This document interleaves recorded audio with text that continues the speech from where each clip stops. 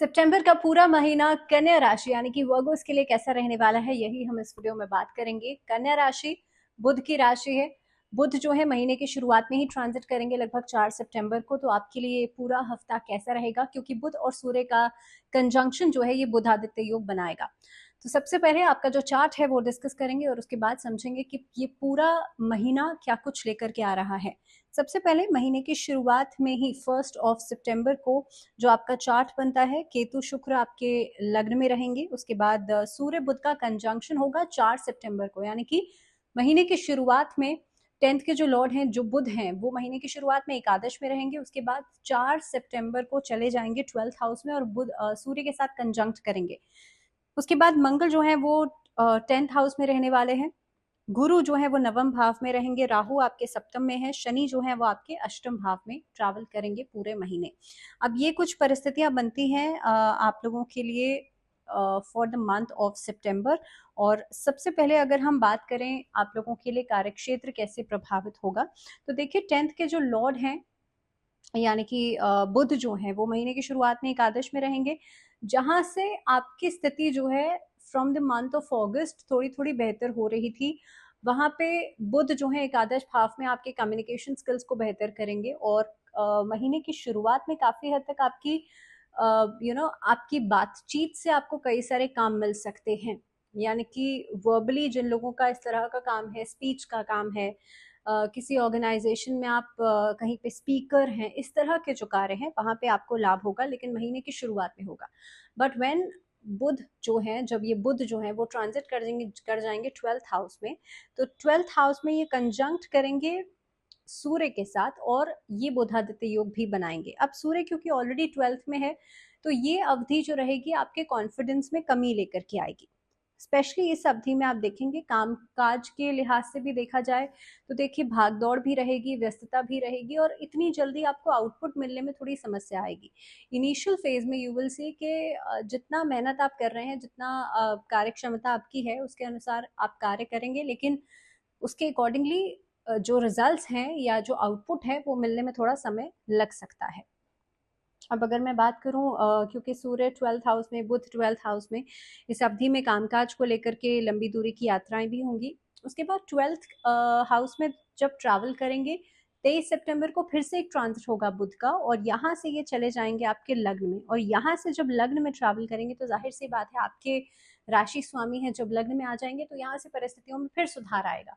तो बुध का जो एक ट्रांजिशनल फेज है ये आप लोगों के लिए महीने को लेकर के बहुत सारे मूवमेंट्स लेकर के आएगा। चाहे चेंज ऑफ प्लेस हो, आप कहीं ट्रांसफर चाह रहे हो या किसी तरह की यात्रा चाह रहे हो, कामकाज में कोई बदलाव चाह रहे हो, हर तरह से ये बुध जो है आपके लिए बीच में थोड़ा सा सेटबैक जरूर करेंगे, लेकिन महीने की शुरुआत और एंडिंग जो है आपके लिए अच्छी करेंगे।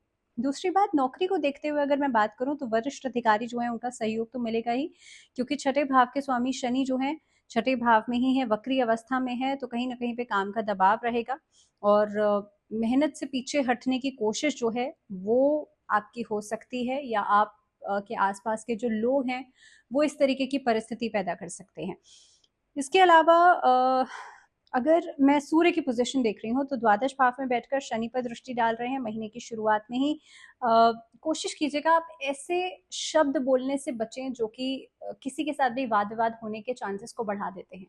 तो जब सूर्य की दृष्टि जो है वो शनि पर पड़ेगी तो यहाँ पर परिस्थिति ऐसी बन सकती है कि लड़ाई झगड़ा एट वर्क प्लेस या इस तरीके की परिस्थितियां बनेंगी जहाँ पे आपके फंसने के चांसेस सरकारी विभाग में या इस तरह की डॉक्यूमेंटेशन में या कोर्ट कचहरी में इस तरह के चांसेस ज्यादा बन जाते हैं। तो बेहतर यही होगा कि आप ऐसी कोई भी बयान या ऐसा कोई भी वर्बल आप कुछ ऐसा नहीं कहें, कोई स्पीच ऐसी नहीं कहें या कोई बात ऐसी नहीं करें जिससे कि लड़ाई झगड़ा होने के चांसेस बने। अब महीने के उत्तरार्ध में होगा ये कि सूर्य जो है लग्न में आ जाएंगे आपके, यहाँ से सुधार होना शुरू होगा, यहाँ से परिस्थितियां बदलना शुरू होंगी। व्यापारी जो लोग हैं उन लोगों के लिए भी सप्तम भाव के स्वामी जो देवगुरु बृहस्पति है नवम भाव में है, तो व्यापारिक यात्राएं को करवाएंगे और कहीं ना कहीं पे आप देखेंगे जो काम पिछले समय में पूरे नहीं हो पाए थे वो इस समय में पूरे होंगे। इस अवधि के अंदर क्योंकि राहु तो देखिए लंबे समय से है ही सप्तम भाव में, और राहु जो है वो एक तरीके का डिसबैलेंस पैदा कर रहे हैं, एक अनियमितता पैदा कर रहे हैं, जिसमें कि आप जो सोच रहे हैं अपने बिजनेस को लेकर के वो आप पूरा नहीं कर पा रहे हैं, या आपने जो प्लान किया वो पूरा नहीं हो पा रहा है, या बिजनेस पार्टनरशिप्स बहुत अच्छी फ्लरिश नहीं हो पा रही है, तो ये जो परिस्थिति है ये बनी हुई है राहु की वजह से। लेकिन जब सूर्य की दृष्टि पड़ेगी, जब बुध भी वहां आ जाएंगे, तो काफी हद तक सुधार दिखाई देता है।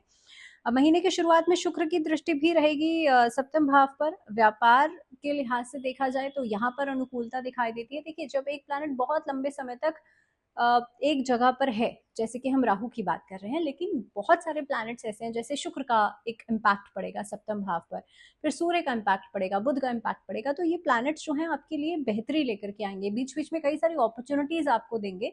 सेकेंडली बात करी जाए अब आप लोगों के लिए कोई नया काम या कोई नई जॉब की, तो उसके लिहाज से जो महीने की शुरुआत रहेगी वो अच्छी रहेगी।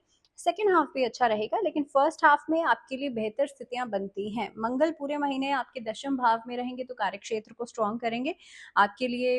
अगर आप कहीं पर किसी तरह का कोई सरकारी विभाग से जुड़ा हुआ कोई काम करते हैं, तो यहाँ पर परिस्थितियां बहुत अच्छी नजर आती हैं।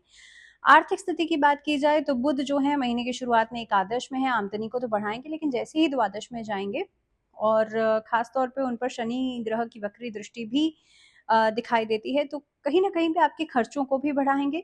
और इस अवधि में आप देखेंगे आपके पास जितना पैसा आएगा, उसके खर्च होने के जो चांसेस हैं या जो एक खर्चे हैं, वो पहले ही आपको दिखाई देने लगेंगे कि भाई पैसा आने की एक सोर्स दिखाई दे रही है, लेकिन खर्चा जो है आपको पहले से ही पता होगा, मुझे ये करना है, मुझे ये करना है। तो इस तरीके की परिस्थितियां जो है महीने की शुरुआत में रहेंगी, लेकिन धीरे धीरे करके बेहतरी होगी। जब 23 सितंबर को बुध ट्रांजिट करेंगे, 16 सितंबर को सूर्य चले जाएंगे, तो यहाँ से आपके लिए स्थितियों में सुधार आना शुरू होगा।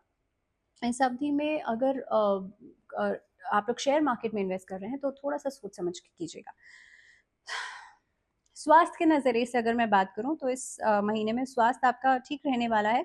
एकादश में बुध जो है महीने की शुरुआत में आपके लग्न के स्वामी हैं, आपके राशि स्वामी हैं, तो कहीं ना कहीं पे आप देखेंगे महीने की शुरुआत में आपके स्वास्थ्य को बेहतरी देंगे। देवगुरु बृहस्पति की दृष्टि भी प्रथम भाव पर दिखाई देती है, जो कि स्वास्थ्य लाभ तो करेगी ही करेगी, लेकिन राहु केतु का प्रभाव अगर देख पा रही हूँ मैं, और मंगल की दृष्टि जो है उस पर रहेगी। शनि की भी वक्री दृष्टि छठे भाव पर इम्पैक्ट कर रही है, या शनि जो है छठे भाव में है, और कहीं ना कहीं पे बाकी ग्रहों की भी दृष्टि है। तो स्वास्थ्य समस्याएं जो है वो इस तरह की हो सकती हैं कि हड्डी में दिक्कत हो सकती है, जोड़ों में दर्द की समस्या हो सकती है, बैक प्रॉब्लम्स हो सकती हैं, मसल रिलेटेड इश्यूज जो हैं वो नजर आते हैं।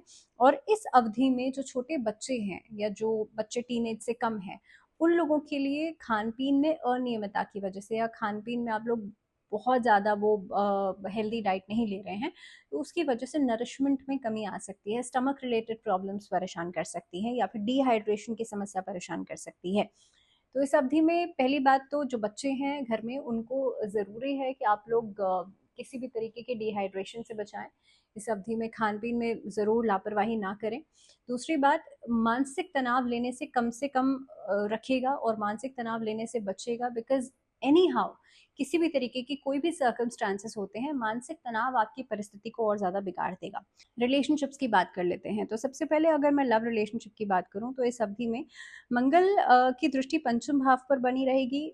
रिलेशनशिप्स में, लव रिलेशनशिप्स में उतार चढ़ाव महीने की शुरुआत में नजर आता है, गलत फहमियां हो सकती हैं, तनावपूर्ण परिस्थिति बन सकती है, लेकिन धीरे धीरे करके परिस्थितियों में सुधार आएगा। लेकिन इस बीच में ऐसा हो सकता है कि for a short term of period आपका रिश्ता शॉर्ट टर्म ब्रेकअप से गुजरे, बाद में चीजें बेहतर हो जाएंगी, क्योंकि अभी मंगल की फॉर अ टाइम बिंग दृष्टि है। तो कुछ समय के लिए इस तरह की परिस्थिति बन सकती है, लेकिन कहीं ना कहीं पे शनि का भी प्रभाव, पंचम भाव के स्वामी है शनि, वक्री अवस्था में पूरे महीने छठे भाव में रहेंगे, तो ये एक स्थिति भी बनती है जहां से आपके लिए कहीं ना कहीं पे लव रिलेशनशिप्स को देखते हुए स्ट्रगल दिखाई देता है। 18 सितंबर से शुक्र जो है दूसरे भाव में जाएंगे, और इस अवधि में आप अपने रिलेशनशिप को बेहतर करने की कोशिश या प्रयास कर सकते हैं। अगर मैं वैवाहिक जीवन की बात करूं, तो वहां पर तो पूरे महीने राहु बैठे ही हुए हैं।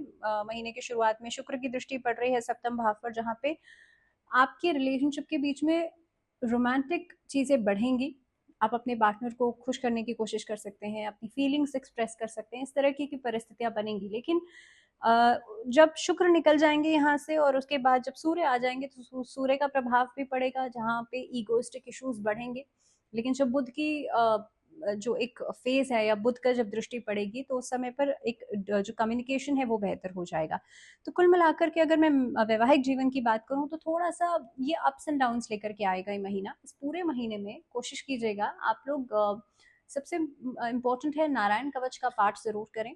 भगवान विष्णु और माँ लक्ष्मी की संयुक्त रूप से पूजा आप लोग जरूर करें। और इस अवधि में हो सके तो माँ लक्ष्मी की आराधना ज़रूर करें। ये आपके लिए बहुत बहुत इम्पोर्टेंट है। इनफैक्ट जो फीमेल्स हैं वो माँ लक्ष्मी को श्रृंगार का सामान ज़रूर अर्पित करें। बात करते हैं पारिवारिक जीवन की, तो दूसरे भाव के जो स्वामी है शुक्र महीने की शुरुआत में आपके लग्न में ही रहेंगे, जहां पर पारिवारिक माहौल जो है वो बेहतर होता हुआ नजर आता है। हर कदम पर आपके जो आसपास के लोग हैं वो आपके लिए मदद के लिए तैयार रहेंगे। 18 सितंबर को शुक्र तुला राशि में आपके दूसरे भाव में चले जाएंगे। ये परिस्थिति ऐसी हो सकती है जो कि घर परिवार में खुशियां लेकर के आएगी, कोई मांगलिक कार्य लेकर के आएगी, कोई खुशखबरी लेकर के आएगी, कोई नया मेंबर आपके घर में एडअप हो सकता है। इस तरह की परिस्थितियां बन सकती हैं। दशम भाव में जो मंगल बैठे हैं उनकी चतुर्थ दृष्टि से प्रथम भाव को और सप्तम दृष्टि से देखेंगे चतुर्थ भाव को। तो इस अवधि में कुछ परिस्थिति ऐसी बन सकती है कि परिवार के बीच में प्रॉपर्टी को लेकर के वाद विवाद हो जाए या कोर्ट कचहरी के मामलों को लेकर के वाद विवाद हो जाए। इंटरनल डिस्प्यूट्स जो है वो नजर आते हैं। भाई बहनों के साथ आपके संबंध बेहतर रहेंगे। इनफैक्ट इस अवधि में पुराना अगर कोई ऐसी स्थिति चल रही थी जिसमें कि चीजें खराब थी तो वो स्थितियां बेहतर हो सकती हैं। अगर स्टूडेंट्स के लिए बात की जाए तो देखिए फिफ्थ हाउस के जो लॉर्ड हैं शनि वो बैठे हैं वक्रत्व की अवस्था में छठे भाव में। इस अवधि में स्टूडेंट्स जो हैं वो बहुत हद तक डिस्ट्रैक्टेड रहेंगे। इस अवधि में आप सोचेंगे कुछ लेकिन करेंगे किसी और डायरेक्शन में। तो ये परिस्थितियां ऐसी हैं जो कि आपको आपके टारगेट तक पहुंचने से रोकेंगी या बीच में कुछ ऐसी ऐसी चीज़ें पैदा कर सकती हैं जिसमें कि आपको स्ट्रगल करना पड़ेगा। तो स्टूडेंट्स के लिए बहुत इंपॉर्टेंट है। पहली बात तो आप लोग अनियमितता से बचें, किसी भी चीज़ में कंसिस्टेंट रहें। दूसरी बात, इस अवधि में जितना हो सकता है आप माँ सरस्वती के मंत्रों का चांट ज़रूर करें। और अगर आप लोग बिजनेस करते हैं या कोई व्यापार करते हैं या जॉब करते हैं तो आप लोगों के लिए विष्णु सहस्त्र नाम का जाप करना इस अवधि में अच्छा रहेगा। बुधवार के दिन गणपति जी की आराधना जरूर कीजिएगा और गणेश चालीसा का पाठ जरूर कीजिएगा। तो ये कुछ रेमेडीज हैं जो कि की जा सकती हैं। और खास तौर पे देखिए इस महीने के अंदर आप लोग किसी भी गौशाला में जाकर के अगर दान करते हैं तो वो भी आपके लिए बहुत अच्छा रहेगा। तो जिन लोगों का बुध कमजोर है उन लोगों के लिए किसी गौशाला में दान करना इस महीने में अच्छा रहेगा। इसी के साथ इसी के साथ इस वीडियो में फिलहाल इतना ही। दीजिए इजाजत, लेकिन जुड़े रहिए चैनल के साथ। नमस्कार।